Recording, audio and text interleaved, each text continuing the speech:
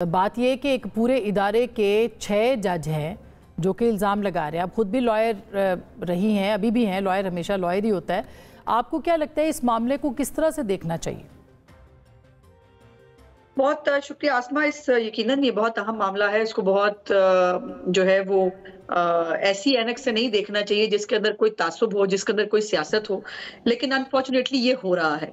और जो काबिल एहतराम जज साहिबान हैं, उन्होंने जो वावेला मचाया है, लेकिन मुझे हैरत यह है कि इतना प्रेशर था, उसके बावजूद इमरान खान साहब जिस केस में नहीं आते थे उसमें भी उनको बेल दे दी जाती थी।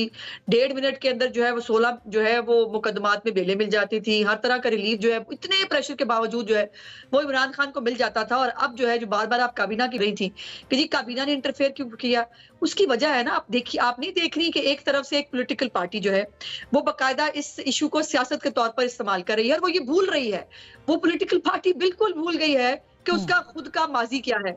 वो खुद जो है वो किस तरह से अदलिया को जो है वो बजोरे ताकत उनको हमारे खिलाफ उनके फैसले लेती रही है और उसके ऊपर वो बहुत सेलिब्रेट भी करते रहे हैं।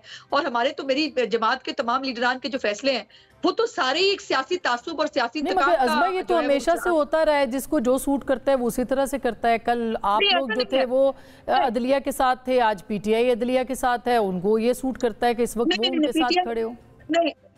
नहीं, ऐसा नहीं है। पीटीआई अदलिया के साथ हो ये तो मतलब क़यामत का मुकाम है कि एक तरफ उनके खुद के लोग, अभी देख लीजिए ना, कुछ लोग उनके कह रहे हैं कि काजी फाजिल साहब को रिजाइन कर देना चाहिए। कुछ लोग कह रहे हैं बहुत अच्छी बात है, बड़ा अच्छा किया, सुओ मोटो अच्छा है।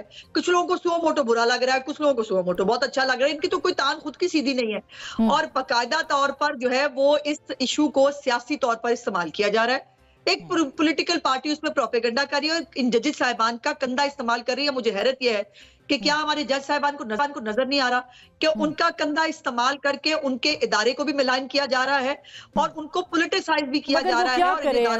क्या करे आप बताइए, वो 6 जज क्या करें? वो ये देखते रहे कि उनके बेडरूम्स के अंदर कैमरे लगे हुए हैं, वो ये देखते रहे कि उनके घरों के अंदर कैमरे हैं, उनके रिश्तेदारों को धमकाया जा रहा है? मतलब ये तो आप बताइए, ये बड़े संगीन इल्जामात हैं, ये कोई छोटे मोटे इल्जामात नहीं है। बहुत संगीन है, लेकिन ये जज साहिबान जो है ये आज से तो नहीं कह रहे, ये तो कह रहे हमने पहले भी कहा था। लेकिन ये जज साहिबान जब हमारे साथ हो रहा था तब तो नहीं बोलते थे, तब तो इनको नहीं पता चलता था। तब शौकत सिद्दीकी के साथ कितने जज खड़े हुए बताइए, इन्हीं के थे ना, इस्लामाबाद हाईकोर्ट के जज थे ना। कितने जजों ने कहा, वो कहते हैं मुझसे सलाम दो लेनी छोड़ दी थी मेरे जज साहिबान ने। उस वक्त तो कोई खड़ा नहीं हुआ। आज ये अल्लाह जाने इसमें कितनी सच्चाई है। मैं तो कह रही हूँ कि इतना दबाव, इतना प्रेशर, अगवा हो गए रिश्तेदार, उसके बावजूद जो है वो एक वन साइडेड जो फेवर्स हैं वो आपको देखने में नजर आती हैं। मिनटों सेकंडों में केस दायर होते हैं, मिनटों सेकंडों में वो लग जाते हैं। लोगों को, कईयों को बाहर भगा दिया जाता है, कईयों को जो है वो रातों रात जो है वो चंद मिनटों के अंदर बेलें दे दी जाती है। जिस केस में आया उसमें भी बेल मिल जाएगी, जो केस कभी दर्ज होगा उसमें भी बेल मिल जाएगी। इतने दबाव के साथ ये होता है, इतने दबाव के साथ वो होता है जो मियां नवाज शरीफ साहब के साथ हुआ था। अच्छा। कि जब जो है वो कहा गया था कि हर सूरत हाल में सजा देनी है, 2 साल की मेहनत भी जाया ना हो, अपीलों के ऊपर भी जो है फैसला कर जो है वो उसके ऊपर सेफ गार्ड किया जा रहा था, उसको दबाव कहते हैं। लेकिन उस वक्त भी तो शौकत अजीज सिद्दीकी साहब बोले थे ना, उन्होंने भी एक जलसे में बात की थी ना अज़मा, उन्होंने भी एक कन्वेंशन से बात की थी ना कि ये सब कुछ उनके ऊपर प्रेशर है। तो जजेस ने अगर खत लिख दिया तो कौन सी, उसके बाद उनके साथ क्या हुआ था?